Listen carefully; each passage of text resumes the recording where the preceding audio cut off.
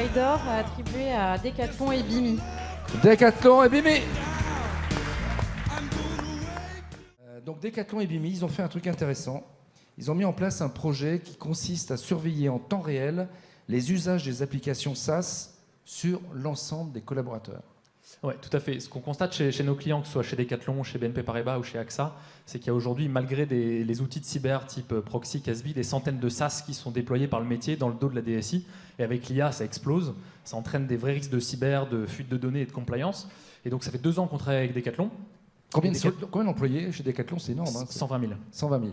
Et Decathlon nous a demandé il y a 2 ans de travailler au plus proche du navigateur pour comprendre vraiment en détail les usages professionnels derrière les SaaS.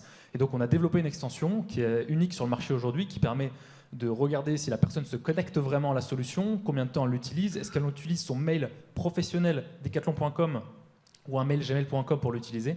Et donc voilà, ça permet vraiment au RSSI de reprendre le contrôle sur tout ce Shadow SaaS, Shadow AI, et de réduire leurs risques. Alors Alain Bouillet, qui est très difficile, il a beaucoup aimé.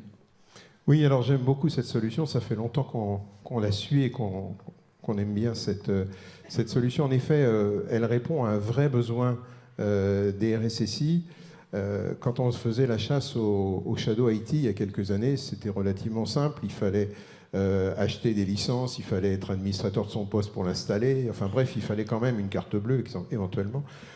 Maintenant, effectivement, avec les abonnements en mode SaaS, quelle est la différence entre une application officielle et une application utilisée de manière illégale?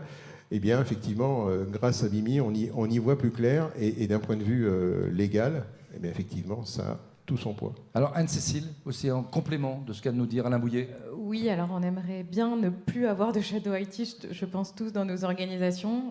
Malheureusement, si cette solution existe, c'est que c'est encore le cas.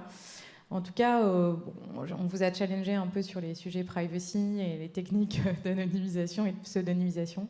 Donc bravo, c'est une solution qui répond, je pense, à beaucoup de besoins. Combien ça coûte? Merci beaucoup.